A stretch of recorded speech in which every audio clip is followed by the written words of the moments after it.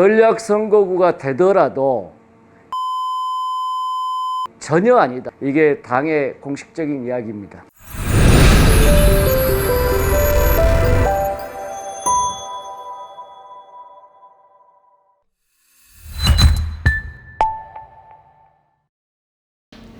의원님 안녕하세요. 반갑습니다. 반갑습니다. 의원님, 네. 오늘 제가 광주 시민을 대표해서 질문을 드리려고 지금 왔어요.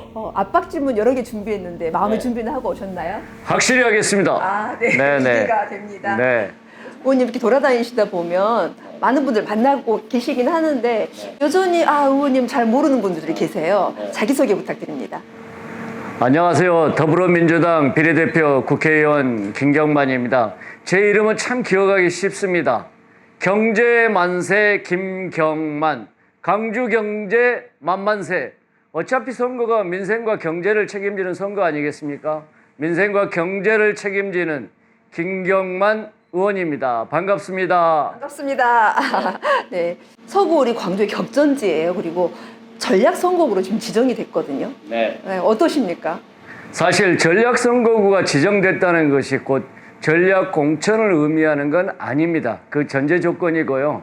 아시다시피 민주당 당원 당규에 그 탈당 의원 지역 또 지역위원장의 공석인 지역은 반드시 전략선거구로 지정할 수 있다라고 돼 있습니다. 그런데 일각에선 지금 내정이 돼 있다 이런 이야기도 나오고 있어요. 실례로 여성이나 청년 안배를 한다고 하면 김광진 부시장이 내정이 됐다 이런 이야기도 들리더라고요. 그건 100% 1% 여지도 아니고 100% 잘못된 이야기입니다. 왜냐하면은 앞서 말씀드렸다시피 강주와 호남민들의 유권자의 정서상 전략선거구는 안 된다는 것이 지역의 유권자들의 의견이고 그 이야기는 이미 작년에 지방선거 과정에서 투명한 공천과 이런 부분이 부족했다. 그래서 민주당에 대한 지지율이 굉장히 낮았고 유권자의 투표율이 굉장히 낮은 이유이다. 이런 부분에 대해서 그 이재명 당대표라든지 집행부에 충분히 그 내용이 전달된 상태입니다. 그래서 고민하는 부분이고요. 두 번째, 전략선거구가 되더라도 청년이나 여성 특구는 전혀 아니다. 전혀 아니다. 잘못된 정보가 마치 유권자의 선택을 흐리게 하는 이런 부분에 절대 현혹돼서는 안 되고요. 혹시나 행여라도 그러한 의도를 가지고 그 유포되는 내용에 대해서는 이미 저희 의원실에서도 강주시당과 중앙당에 이 부분에 대해서 혹시나 발설지가 있다면 분명하게 경고의 조치를 해줄 필요가 있다. 더군다나 지금 아까 말씀하신 그 후보의 경우에는 이미 19대 때 비례대표로서 혜택을 받아서 국회에 들어오셨고 또다시 청년 특구로 인해서 두 번의 혜택을 줄 수는 없다. 이게 당의 공식적인 이야기입니다. 그런 이야기를 지금 들으신 거죠? 여러 번 확인했습니다. 여러 번 확인하셨어요? 네. 끝까지 완주하시겠네요. 하시겠다는 그 질문으로 마음으로 달리고 계신 거잖아요. 우리가 100m나 또는 마라톤 할 때 레이스를 하는 것은 완주하기 위해서입니다. 그렇죠. 저는 최선을 다해서 갈 겁니다. 네, 알겠습니다. 광주가 지역구가 여러 군데가 있어요. 그중에서 서구를 꼭 집어서 오신 이유가? 서구 사랑하니까요. 여기 출신이신가요? 네. 여기 출신 아니고 강주 출신이죠. 그리고 이제 수도권에서 이제 하셔도 되고 다른 지역도 되는데 광주로 오셔갖고 좀 오해도 받으셨을 것 같아요. 그러니까 힘듭니다. 왜냐하면은 솔직히 말해서 제가 이제 중소기업 소상공인 전문성으로 해서 국회에 들어왔기 때문에 이분들이 많은 지역, 당신은 그런 지역에 가야 더 유권자의 선택을 또 긍정적으로 받을 거고 그런 데가 많은 데가 수도권 아니냐. 저는 그러한 전문성과 경험 이런 부분을 언젠가 내가 내 고향 강주에 내려가서 지역경제 발전을 위해서 골목상권 발전을 위해서 내가 해야 되겠다 이런 생각을 가졌거든요. 애양심의 발로로 오신 거네요. 그러면 서구 을 주민들은 의원님을 이렇게 관찰하고 있을 수도 있어요. 저분이 끝까지 하실 건가 아니면 안 되면 가버릴 건가 막 이런 여러 가지 의견들이 있을 수 있어요. 그분들의 마음을 이렇게 감동을 시키기 위해서 열심히 그동안 하셨지만 이후로도 어떻게 앞으로 계속 해 나가실 건지 준비된 뭔가가 있나요? 제가 하나 지역민들의 민원을 해결할 때 그 민원을 들으면 반드시 해결하고 처음부터 끝까지 노력을 다합니다. 예를 들어 풍암동의 어린이 아트 앤 사이언스 파크가 이제 2028년이면은 한 300억짜리 건물이 지어질 겁니다. 이게 처음에 불가능했어요. 신규 사업이라 기재부에 쳐다도 보지 않습니다. 아예 있는 예산도 기존 사업도 줄이고 있는 마당에 신규 사업은 이야기도 꺼내지 마십시오. 정말 그 기재부 차관이나 이러신 분들이 핸드폰에서 김경만 의원 이름을 지울 정도로 제가 전화하고 연락하고 그랬습니다. 그래서 비록 금년 예산에 설계비 5.4억 원이 반영됐지만 이 반영됐다는 것 자체가 굉장히 큰 의미가 있습니다. 앞으로 이제 사업비, 건설비를 계속 이렇게 충당할 수 있고 받을 수 있는 그런 일들이 이제 된다 이거죠. 사실 우리 의원님이요 중소기업 정책 전문가세요. 그래서 비례대표 2번으로 입성을 하셨단 말이에요. 근데 그 당시에 그 분위기상 보통 회장단 출신들이 국회의원 배지를 달았는데 어떻게 실무자이신데 그런 기회를 얻으셨을까요? 정확하게 어떤 일을 하시다가 국회의원이 되신 건가요? 뭐 운이 좋았다고 이야기할 수가 있겠고요. 당시에 문재인 정부에서 코로나가 발발하면서 중소기업과 소상공인이 가장 큰 피해 계층이었어요. 우리나라 경제의 한 축이 무너졌잖아요.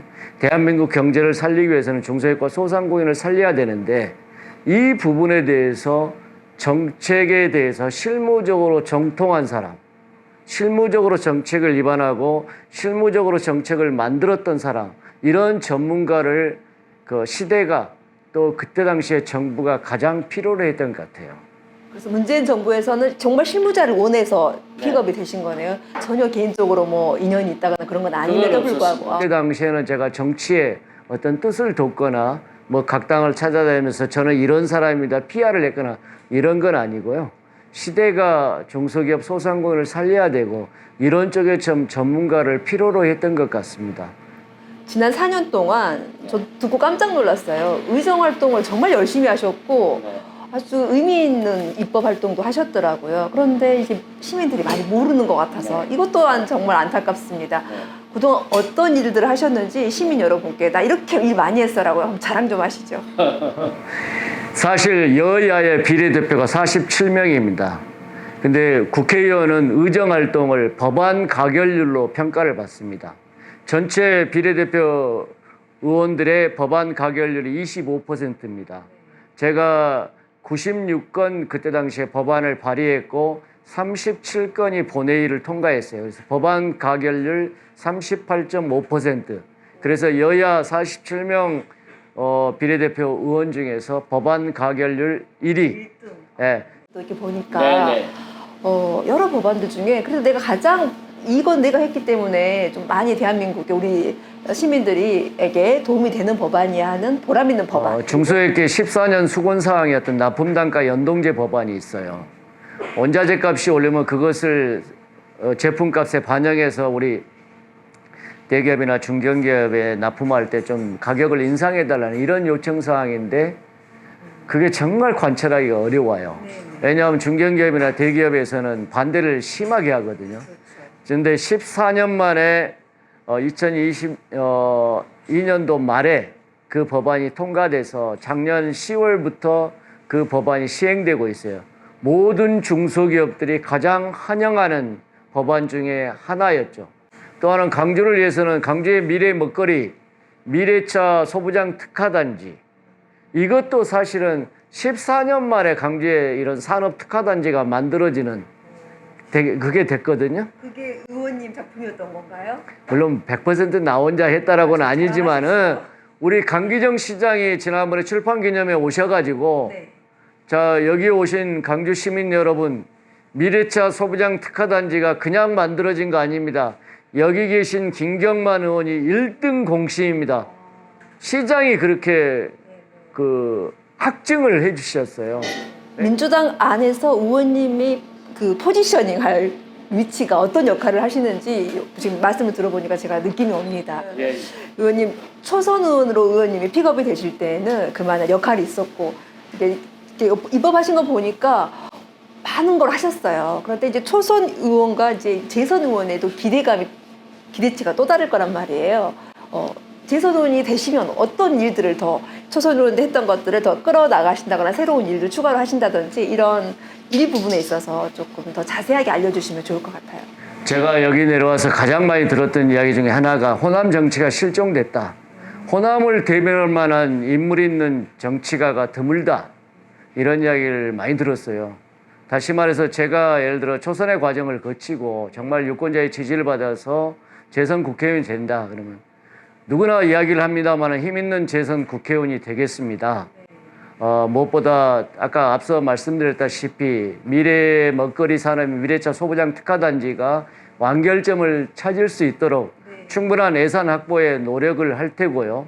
그다음 두 번째로는 청년들에게 일자리 말씀드렸지 않습니까? 그 일자리의 하나의 키워드가 상무지구의 국토교통부로부터 도시명 융합특구가 지정이 됐고 그 관련 법이 통과가 됐습니다. 도시명 융합특구는 활성화가 된다면은 판교의 테크노밸리나 구로의 디지털 단지에 필적할 만한 그러한 그 밸리를 만들 수가 있습니다. 거기에 창업 스테이션 집어넣어서 많은 청년들이 창업할 수 있는 그런 공간들을 만들 수가 있어요. 그 다음에 또 하나 얘가 우리 문신하는 타투 있지 않습니까? 타투가 강주시의 규제자의 특구로 지정할 수 있는 필요 충분 조건이 충분히 돼 있습니다. 현재 중소벤처기업부로부터 규제자유 특구로 지정될 수 있는 이미 그 심사 단계까지는 마쳤고요. 마지막 금년에 마무리 작업 중에 있습니다. 근데 그러한 규제자의 특구로 타투 같은, 왜냐하면 타투는 젊은이들이 1인 창업을 하기가 굉장히 쉽고 그 규제만 걷어주면은 일자리 창출에 굉장히 도움되는 그것이거든요. 그걸 제가 지금까지도 진행되는 과정에서 상당히 그 지원 사격을 해왔고 완결을 시킬 겁니다. 그 다음에 이제 네 번째로 우리가 소상공인이라는 이런 부분에 대해서는 누구보다도 제가 무엇이 필요한지 잘 알고 있기 때문에 이런 쪽을 좀 활성화시켜서 골목상권 이런 부분 하겠고요. 어린이 아트앤 사이언스 파크라든 이런 부분들은 완결을 짓겠습니다. 지금 하시던 일들을 완결을 짓고 추가적으로 중소기업과 소상공인 분들을 위해서 많은 일을 하시겠다. 네. 이 모든 것들을 종합한다면은 우리가 호남 정치를 복원하고 힘 있는 호남 유권자의 정서를 대변할 수 있는 그러한 국회의원이 되도록 하겠습니다.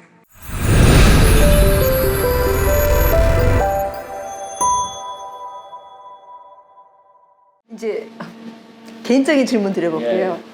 광주가 지금 고향이시잖아요. 초, 중, 고 여기서 나오신 걸로 알고 있는데 뭐 기억에 남는 추억의 장면들, 어릴 적 추억 같은 거 이야기를 한번 해주시겠어요? 그때 당시에는 뭐 아버님이 시골에서 올라오셔가지고 다른 특별한 잡이 없다 보니까 그때 아마 서강주역에서 그 열차로 오는 짐 이런 것들을 배달하는 인부 역할을 하셨는데 나는 그 100원짜리 뭐 이런 용돈을 좀 받을 그런 즐거움으로 어머님이 도시락을 해주잖아요. 그러면 기찻길 따라서 아버님한테 배달해주고 그 배달한 수고료로 100원짜리 몇 개 받아오는 기쁨으로 그리고 저녁에는 일기 써가지고 낭독해주면 잘했다 하고 이런 것이 지금은 안 계시지만은 생각이 나고요. 그때 당시에 또 이제 아버님 돌아가시고 난 다음에 어머님이 그 산수동 오거리에서 선술집을 했어요. 막걸리집. 그래서 지금도 어느 동네 가면 학창 시절에. 그러니까 왜냐하면 이제 어머님이 3남 1녀를 키워야 되니까 중3 때 돌아가셨으니까. 그래서 이제 본인이 이제 그 가장이 되셔가지고 책임감이 있어요. 그래서 이제 뭐 할 줄 아는 것은 없으니까 막걸리집을 했던 그런 기억이 나는데 하여튼 그때 좀 이제 그때 당시에는 잘 몰랐는데 지금 생각해 보니까 참 고생을 많이 하셨다 이런 생각이 좀 눈에 선합니다. 한 직장에 입사해서 30년을 직장생활 하기도 사실 요즘에 힘들다고 하거든요. 근데 사원에서 차곡차곡 올라가가지고 임원까지 되셨어요. 그거 근데 성공 스토리 아닌가요? 나름으로는 그렇게 생각하시죠? 네, 그렇죠. 그러니까 저를 이제 30여 년 동안 받아준 전 직장이었던 중소기업 중앙에 대해서 고맙게 생각하고 항상 감사하게 생각하고 있습니다. 뭐 제가 잘했다기보다는 우리 같이 했던 동료분들 많이 도와주고 해서 그런 건데 저는 이제 정치인도 마찬가지지만 그때 당시에도 제일 중요했던 것이 직원과의 소통이고 경청이라고 생각이 들어요. 그러니까 공감 능력이죠.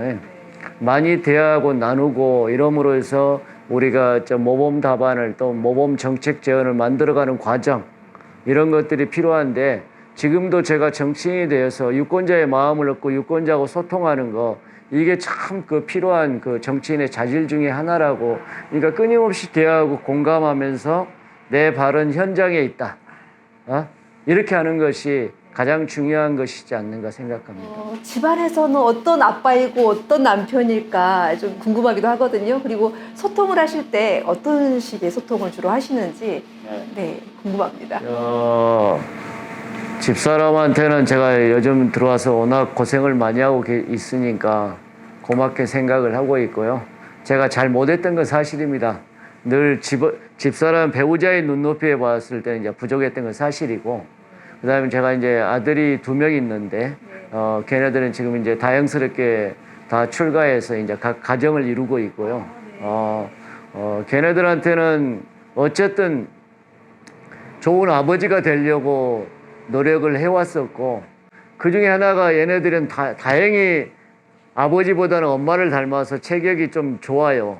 근데 저도 일조를 하나 한 것이 그 옛날에 서울에 살던 뒤에 조그만 뒷산이 있는데 초등학교 때부터 제가 뒷산을 많이 데리고 왔어요.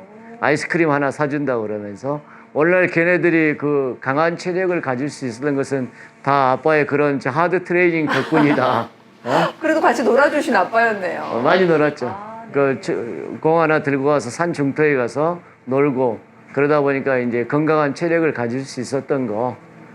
그 다음에 또 어렸을 때 그 영어 성경책 주면서 야 이거 한 장씩 쓰면 뭐 인센티브가 뭐가 있다 이렇게 하면서 앞으로 글로벌 사회에서 살아남기 위해서는 이것 못하면 안 된다. 그것도 성경으로. 그렇지요. 두 마리 토끼를. 그래도 자녀분들을 이렇게 많이 소통도 하려고 그러고 아이들의 성장을 위해서도 이렇게 좀 신경을 쓰고 그런 아버지셨다고 이해하면 될까요? 네. 서구 의뢰 쟁쟁한 후보님들이 되게 많아요. 그렇죠. 여러 후보님들 이제 비교도 좀 해보시고 그래도 내가 비교 위해서 이건 나의 장점이야. 나만의 아주 좀 스페셜한 부분이야. 이렇게 자랑하실 만한 거 있으실까요? 지금 현재는 서구 의뢰 한 4분 하시다가 한 분이 이제 중도에 포기하셨고요. 또 어느 한 분도 적격 부적격 과정을 아직 통과를 못했다고 그래요. 그러면은 지금 이제 3분이 있는데 저를 포함해서 한 분은 검사 출신이고 한 분은 전직 정치인 출신이고 그런데 어쨌든 다 각각의 장점과 능력이 출중하신 분들이고 다만 이제 유권자가 선택할 때 그렇게 윤석열 정부 검찰 정권 미워하면서 꼭 또 선택하시는 것은 또 그런 경우는 또 아이러니한 케이스니까 이번에 좀 유권자가 좀 정확하게 선택했으면 하겠고요. 어차피 우리는 정치는 사람이 먹고 사는 문제를 해결하는 것이 중요하다고 생각합니다. 좋은 말로 이제 민생이고 그리고 우리가 경제 과거에 우리가 강조가 민주화 운동, 인권 이런 부분이 전면에 내세우는 정치 키워드였다면 지금은 이제 민생과 경제를 챙기는 이러한 정치인이 좀 나와야 되고 그런 쪽의 전문가 집단이 자꾸 나와야 우리 사회가 정치가 좀 한 단계 이렇게 업그레이드 되지 않겠습니까? 저는 이제 김경반은 국회에 들어오기 전도 제 전문성을 인정받아서 국회에 들어왔고 4년 동안 경험도 그러하고 그래서 그런 전문성과 경험을 바탕으로 해서 민생과 경제를 키워드로 하는 이런 정치를 하겠다. 지난 지방선거 때 광주의 투표율이 몇 프로인지 아시죠? 37%? 굉장히 30%대였어요. 저는 이게 광주의 현재의 정치에 대한 민심이라고 생각을 하거든요. 앞으로 호남 정치 어떻게 돼야 되고 공천제도 어떻게 혁신해야 될까? 혁신의 출발점이 뭡니까? 투명한 공천, 공정한 공천 아니겠습니까? 지난 60 지방선거에서 투표율이 가장 낮았고 민주당에 대한 지지율이 낮았던 이유가 뭡니까? 유권자들은 누구나 봤을 때도 저건 공천의 투명성과 공정성이 부족하다. 어떻게 타 지역 사람을 그냥 하루아침에 내 지역을 대표하는 선수로 이렇게 할 수가 있느냐. 이런 것에 대한 배신감, 불만 때문에 투표장에 안 나간 거 아니겠습니까? 호남 유권자들의 정서를 잘 읽어야 된다 이거죠. 그런 것들이 공천의 투명성과 정말 유권자들이 제대로 뽑을 수 있는 후보자를 선정할 수 있도록 그러한 후보자들을 공천해야 된다. 네. 이런 위에서 좀 들었으면 좋겠습니다. 이걸로 전달이 안 됩니까? 전달이 되면 좋겠어요. 네. 마지막 질문 드리겠습니다. 많은 말씀하셨는데 광주 서구의 주민분들께 특별히 하시고 싶은 마지막 말씀 해주시죠. 참으로 이제 어려운 시기인 것 같습니다. 경제가 힘들고 또 주민분들 장바구니 물가가 참 장보기가 어려울 정도로 물가가 너무 올라서 콩나물 사기도 어렵고 그런 상황이지 않습니까? 그러니까 한마디로 말해서 민생의 삶이 참 팍팍하다 이러는데 그렇다고 해서 우리가 희망의 끈을 놓아서는 안 되지 않습니까? 정말 민생, 경제 중요한 이슈입니다. 저 김경만 정말 잘하겠습니다. 국민의 삶을 좀 더 보듬고 살피는데 최선을 다하겠습니다. 이번 총선에 정말 유권자가 선택할 때 가장 중심되는 키워드 민생과 경제에서 누가 더 잘할 것인가 이게 유권자의 선택의 기준이 되어야 된다고 생각합니다. 강주 시민과 늘 함께하는 저 김경만이 되겠습니다.